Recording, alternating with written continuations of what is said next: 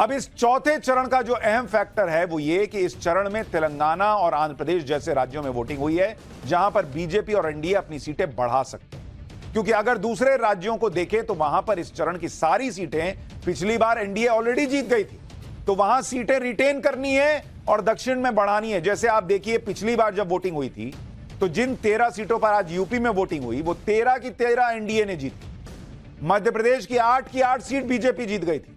बिहार की जिन 5 सीटों पर वोट पड़े हैं वो पिछली बार सारी बीजेपी के खाते में गई थी। ओडिशा की 4, ये भी सारी की सारी बीजेपी ने जीत ली थी।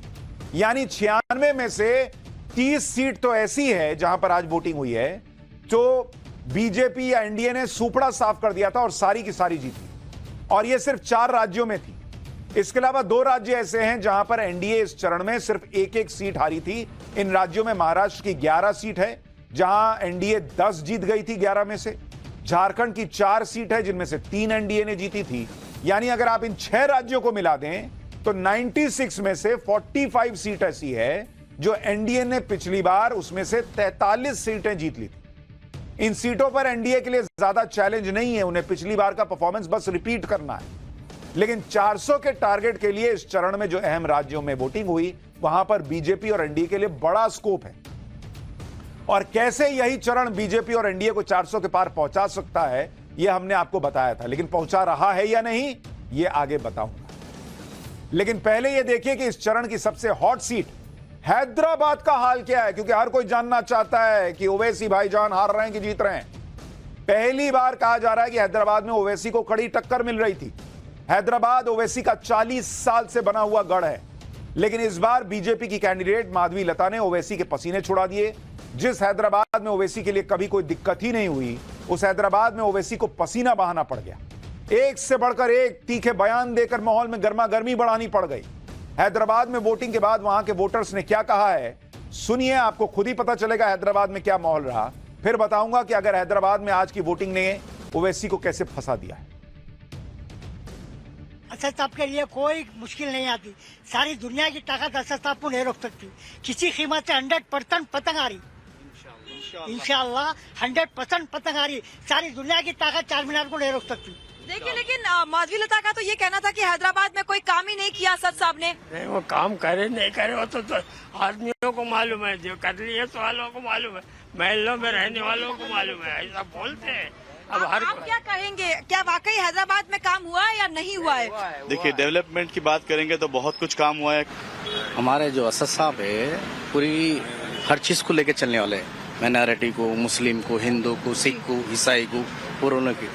ये माधवी लता, बीजेपी, आरएसएस, ये क्या है, हिंदू हमारे असद साहब का नहीं है, फिर उनको लेके चलते हैं। उनको कुछ मालूम ही नहीं है हैदराबाद के बारे में।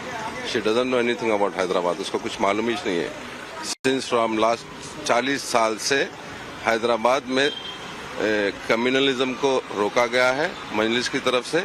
इंशाल्लाह ये बार भी कम्युनलिज्म को रोका जाएगा। माधवी लता है कौन मैडम? ये यहाँ पे असद साहब है, आज से नहीं 66 बरस, मेरे बड़े, मेरे दादा, मेरे बाबा, पर ऐसा क्या ये लोग जानते हैं। क्या कहेंगे इस बार, क्या लग रहा है आपको जहाँ तक हैदराबाद की अगर जंग की बात करें? मैडम बोलने की क्या बात है, एमआईएम जिंदाबाद है। एमआईएम आती है, आप बेफिक्र। और माधवी लता को हम लोग नहीं जानते, हम लोग फर्स्ट टाइम देख रहे हैं ये बात। फर्स्ट टाइम वोटर है आप हैदराबाद में, आप क्या इश्यूज को लेकर वोट करने गई? जो भी चल रहा है अभी नेगेटिविटी। क्या आपको लगता है कि माधवी लता इस बार ओवैसी को हरा पाई? हाँ, हरा पाएगी वो जी 100%। ये बार 40 साल का जो एमआईएम का राज था वो खत्म होगा एंड डेवलपमेंट के लिए वोट दिए हम। 100% माधवी लता एक बहुत बड़ी स्ट्रांग पार्टी के तरफ से भी आ रही है और उसका बोन बॉटम होल सिटी का है। और एक टाइम पे 15 साल पहले था कि भाई मोदी आएगा, बीजेपी आएगा या कौन आएगा बोल के। अब मोदी जी आने के बाद में अब ऐसा है कि हर हिंदू वोट, अब हिंदू क्या, जो मुसलमान को भी मालूम है वो मुसलमान भी है कि मोदी जी को सपोर्ट करेगा। बहुत लोगों को वही चाहिए, माधवी लता जीतना, मोदी जी प्राइम मिनिस्टर होना ये बार, ठीक है, हो गए तो अपने पूरे सपने पूरे होते हैं। देखिए मतलब जो अभी वोटिंग और इतनी जो लोगों में जागरूकता है कि नहीं वोटिंग के कारण कुछ चेंजेस हो सकते हैं, तो मुझे लगता है कि बढ़िया एक साइड पे दोनों भी टक्कर में ही है। ये हैदराबाद लता असदुद्दीन ओवैसी को टक्कर दे रही है, बराबर देंगी, नहीं देंगे ना। चांस तो है, चांस तो है। माधवी लता ओवैसी की पतंग को काट रही है। पूरी 99% कोशिश हो रहा हो, 100% 99% कोशिश कर रहे हो लोग। लता को इस बार इतना पसंद क्यों कर रही है? क्योंकि वो है ही इतनी प्यारी और इतनी अच्छी, और मोदी जी के साथ है तो ऑब्वियसली उन्हीं को देंगे हम। तो क्या माधवी लता इस बार ओवैसी को हरा रही है? श्योर। जय श्री राम। ये है हैदराबाद की ग्राउंड रिपोर्ट। आप मुस्लिम बहुल इलाके में जाइए, ओवैसी साहब का नाम ले रहे हैं लोग। आप हिंदू बहुल इलाके में चले जाइए, लोग माधवी लता कर रहे हैं। ये हैदराबाद की ग्राउंड रिपोर्ट आपको दिखा रहा हूं, यानी कांटे की टक्कर हैदराबाद में देखने को मिलेगी। ये आज लोगों के सुन के लग रहा है। हैदराबाद में आज वोटिंग के दौरान विवाद भी हो गया। वोटिंग के दौरान माधवी लता बूथ पर जाकर मुस्लिम महिलाओं का बुर्का हटाकर चेक कर रही हैं। माधवी लता कई बार आरोप लगा चुकी हैं कि हैदराबाद में बोगस वोटिंग होती है, जिसकी वजह से ओवैसी जीतते हैं।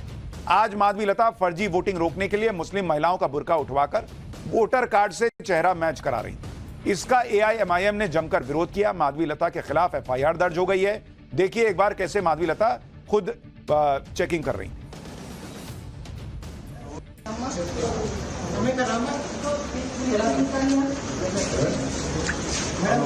ये तो 38 है, आप 38 के कहाँ है? उठाइए।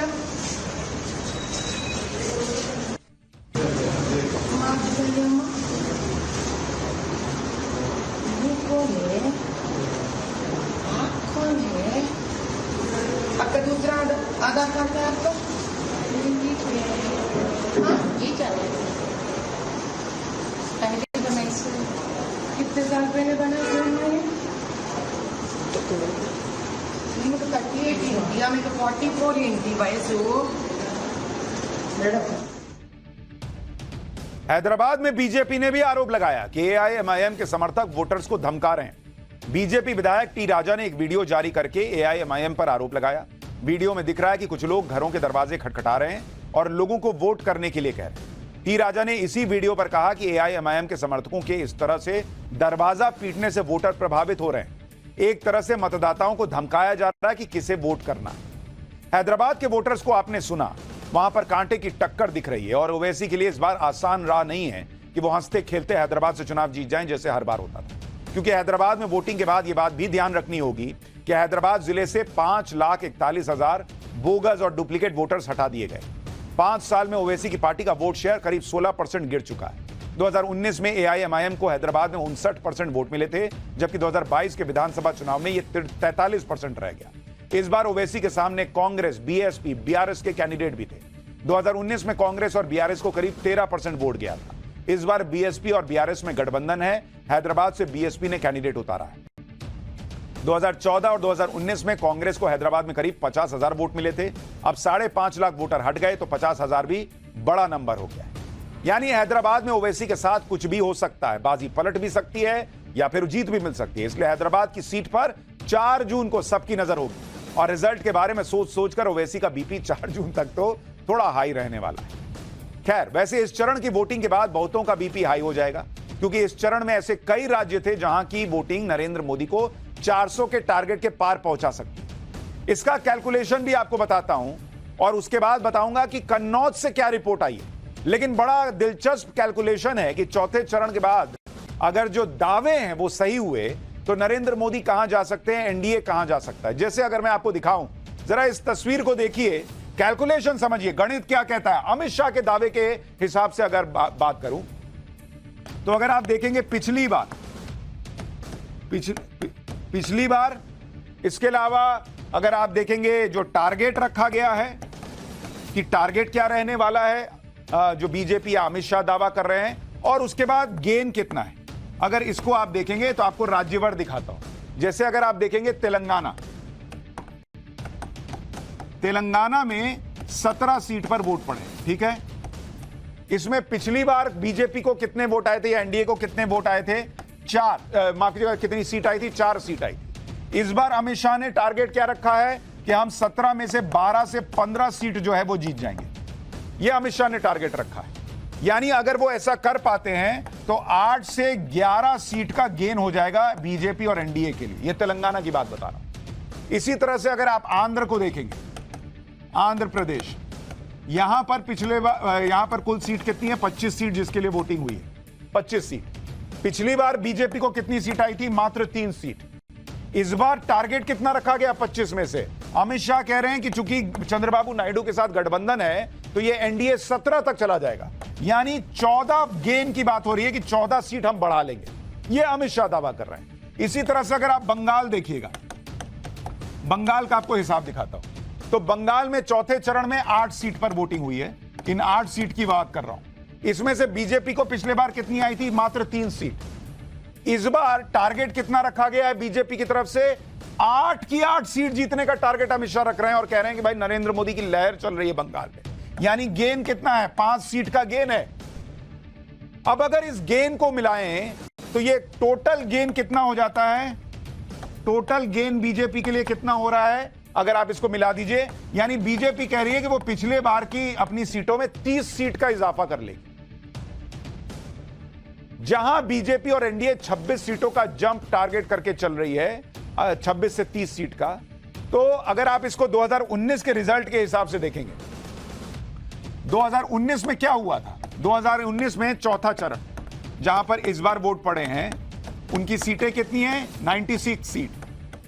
इसमें एनडीए को कितनी आई थी पिछले बार? 2019 में 47 सीट आई थी पिछली बार। इंडी को कितनी आई थी? इंडी गठबंधन को 11 सीट आई थी और अन्य को आई थी 38 सीट। अब जरा कैलकुलेशन देखिए कि इस चौथे फेज में जो बीजेपी ये मान के चल रही है कि वो 30 सीट का गेन करेगी, तो इस 30 सीट के गेन को अगर आप इसमें जोड़ दें पिछले बार के मुकाबले, तो 2024 में क्या हो सकता है भाई? पिछले बार आप 47 थे, बीजेपी कह रही है कि हम इसमें गेन कर लेंगे, तो ये 30 plus 47 is equal to 77 seat. कितने में? 2024 में बीजेपी 96 में से 77 सीट एनडीए के लिए देख कर चल रही है। अब अमित शाह क्या बोले? अमित शाह बोले 3 चरण में उनका दावा है कि बीजेपी या एनडीए को 190 सीट आ रही है। 190 सीट। चौथे फेज का अगर आप मिला दीजिए, ये 77 सीट जो है, इसको अगर मिला दीजिए इसमें कि भाई चौथे, मान लिया कि अमित शाह जो कह रहे हो उतना ही हो रहा, तो बीजेपी या एनडीए अभी कितनी सीट पर आ जाते हैं? 267 सीट पर। आप देख रहे हैं 267। 4 चरण तक 2019 में अगर आप देखेंगे, 2019 में इन्हीं 4 चरणों में बीजेपी कितनी सीट जीत पाई थी? एनडीए 230, यानी सीधे सीधे 37 सीट का गेन हो रहा है अगर अमित शाह का दावा सही है। अब अगले चरण में कितनी सीटें बची हुई हैं? जो 3 चरण बचे हैं, 3 चरण बचे, उसमें कितनी सीटें हैं? 164 सीट पर अभी वोटिंग बची हुई है।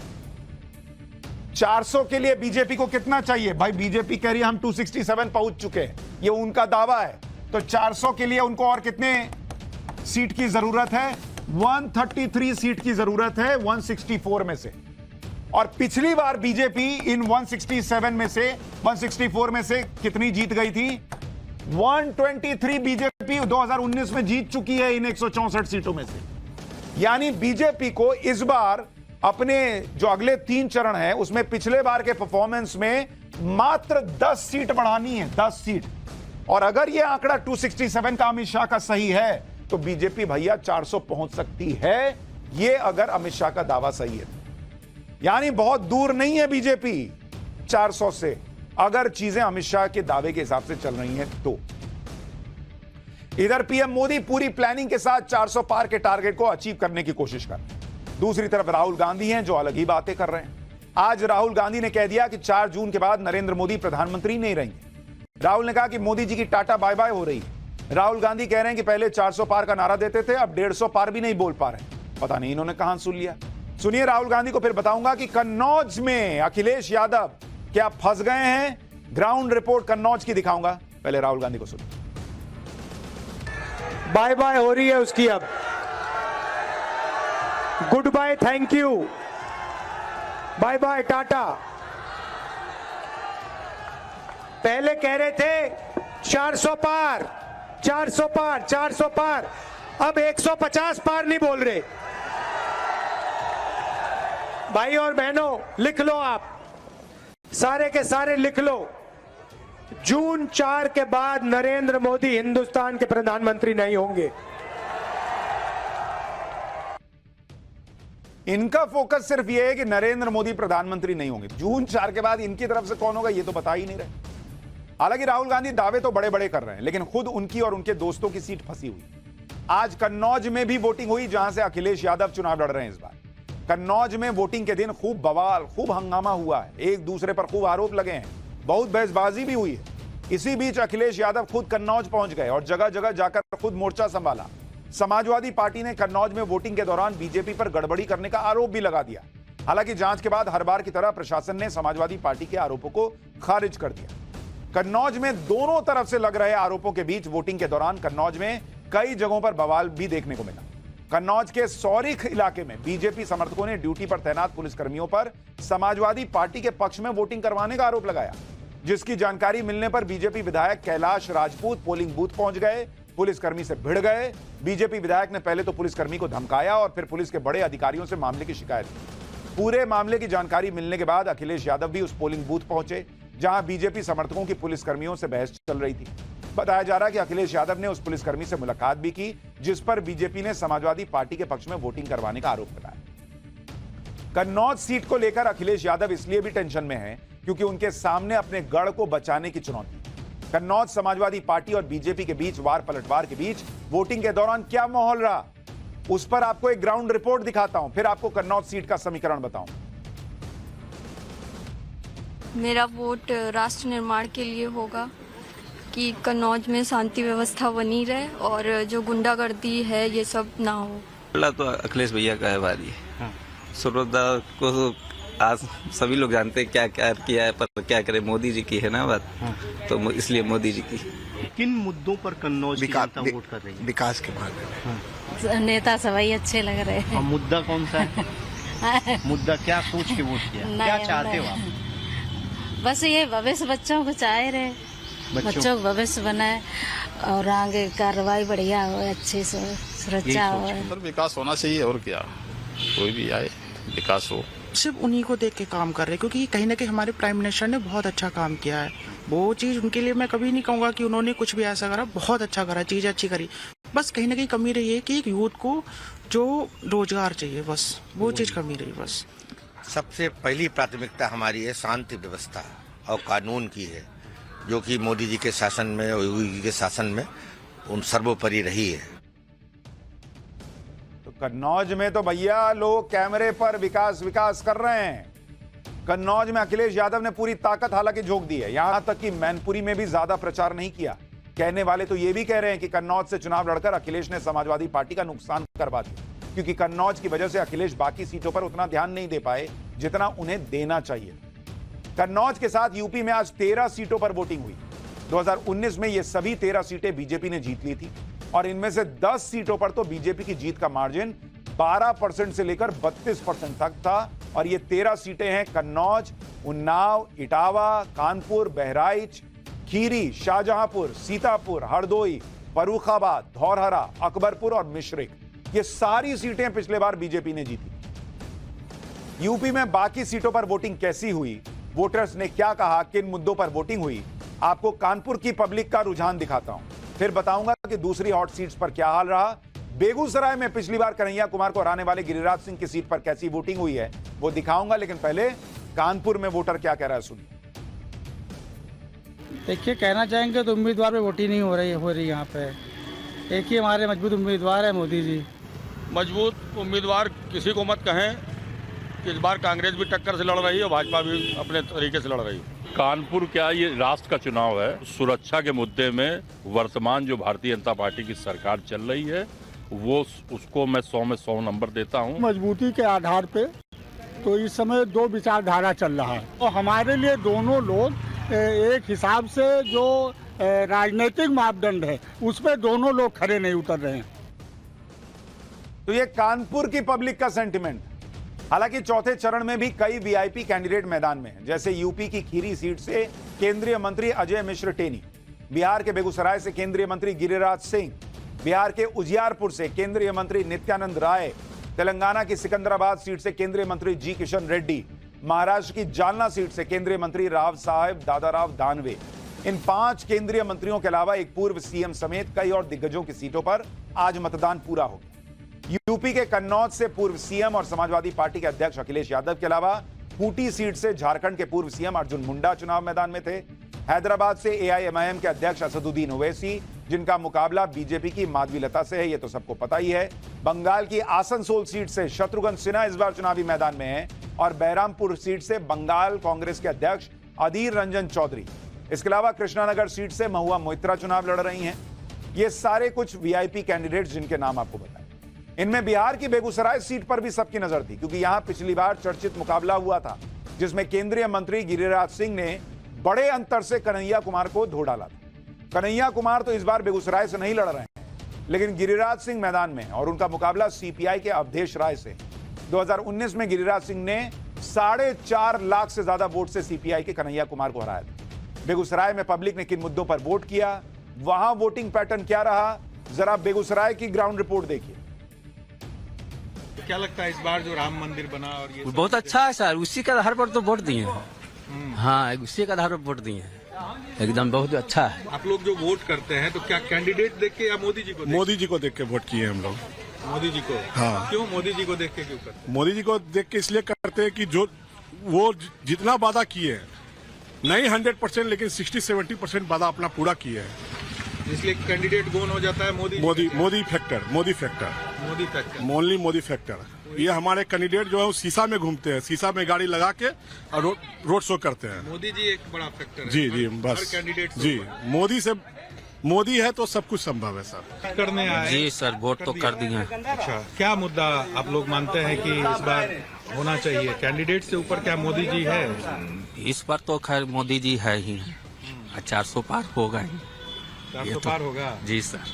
क्यों इतना आप मोदी जी को आप लोग पसंद कर रहे हैं? कैंडिडेट को भी नहीं पूछते हैं, सीधे मोदी जी के नाम पे? ये तो बात है कि कैंडिडेट हम नीचे नहीं देख रहे हैं, क्या है ऊपर देख रहे हैं कि हमारा मोदी जी आना चाहिए। अच्छा, क्या ऐसी क्या वजह है? ऐसी क्या है, जितना पहले ताकत में नहीं थे, अभी मोदी जी आए तो पूरा ताकत से खड़ा है सब जगह, चाहे वो सेना में हो, चाहे युद्ध में हो, चाहे इंडिया पाकिस्तान हो, चाहे कुछ हो। सिर्फ मोदी जी का चेहरा है, कैंडिडेट का कोई गारंटी नहीं, सिर्फ मोदी का गारंटी है।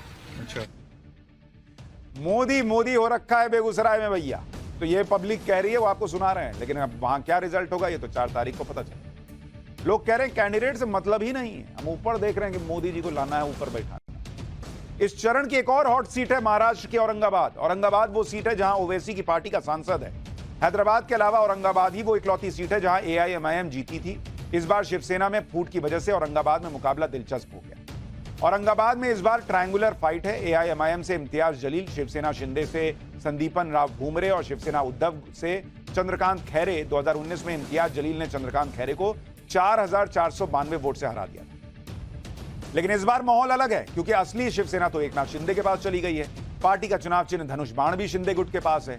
दूसरी तरफ उद्धव गुट के कैंडिडेट चंद्रकांत खैरे, जो भी कट्टर शिव सैनिक थे, वो अब मुस्लिम बस्तियों में भी जाकर वोट मांग रहे हैं, क्योंकि औरंगाबाद में करीब 22% मुस्लिम निर्णायक भूमिका में है। लेकिन औरंगाबाद के मुस्लिम मतदाता क्या सोचते हैं, आपको दिखाता हूं। औरंगाबाद से ये ग्राउंड रिपोर्ट देखिए और समझिए कि औरंगाबाद में हवा का रुख क्या है।